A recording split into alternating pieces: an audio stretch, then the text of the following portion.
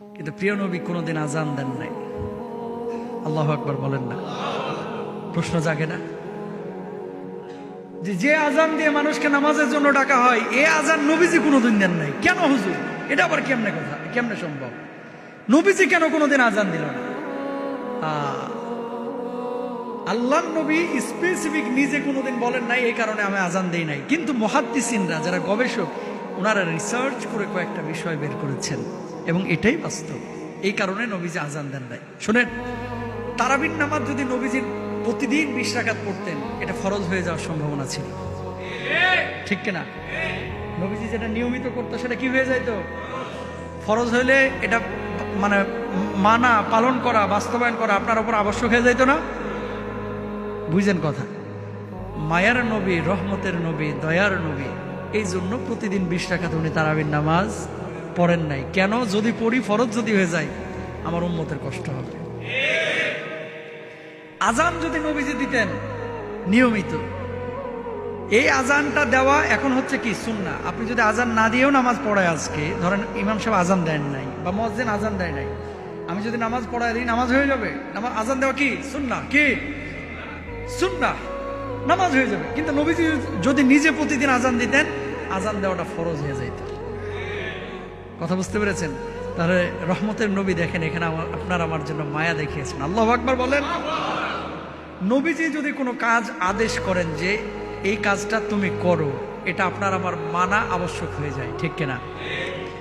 আজান, আল্লাহু আকবার, আল্লাহু আকবার, আল্লাহ সবচেয়ে বড়, আল্লাহ ছাড়া কোনো মাবুদ নেই, মুহাম্মদ রাসূলুল্লাহ সাল্লাল্লাহু আলাইহি ওয়াসাল্লাম আল্লাহর নবী, হাইয়া আলাস সালাহ, নামাজের জন্য আসো, নামাজের জন্য মসজিদে আসো, নামাজের দিকে আসো, কল্যাণের দিকে আসো, এগুলো কি আহ্বান।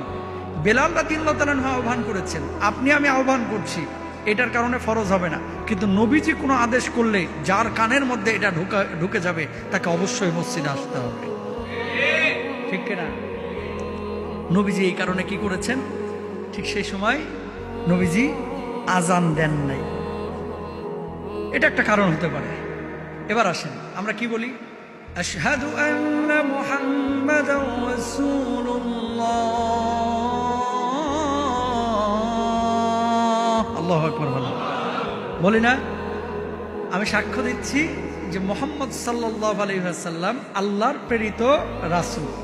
এখন নবীজি নিজেই তো রাসূল, উনি যদি আবার এই কথা বলে সাক্ষী দেয়, মানুষ মনে করতে পারে তার মানে ওনার পরে আরো কোনো নবী থাকতে পারে, ঠিক কিনা? এই জন্য আল্লাহ নবী কি করেন নাই? আজান দেন নাই। সুবহানাল্লাহ করেন না? আপনার আমার পেয়ারা নবী, তিনি ছিলেন ইমাম। তিনি ছিলেন কি? নবীজি বসে আছেন, আর কোন সাহাবী নবীজিকে টপকায় এসে ইমামতি করবে? এত বড় কলিজা কোনো সাহাবীর হন নাই, হয় নাই? আল্লাহু আকবার বলেন। বরং নবীজি সবসময় কি ইমাম ছিলেন। কিন্তু মৃত্যুর আগে নবীজি যখন মাজুর হয়ে গেছিলেন, দুর্বল হয়ে গেছিলেন, আবু বকর সিদ্দিক রাদিয়াল্লাহু তাআলা আনহুকে আল্লাহর নবী ইমামতির দায়িত্ব দিয়েছিলেন। এবং এমন ঘটনা ঘটেছে, আবু বকর ইমামতি করছেন, আমার আপনার পেয়ারা নবী পেছনে গিয়ে নামাজ পড়ছেন। তো নবীজি ইমাম, ইমামের দায়িত্ব কি? নামাজ পড়ানো। মুয়াজ্জিনের দায়িত্ব কি? আজান দেওয়া। কথা বুঝছেন?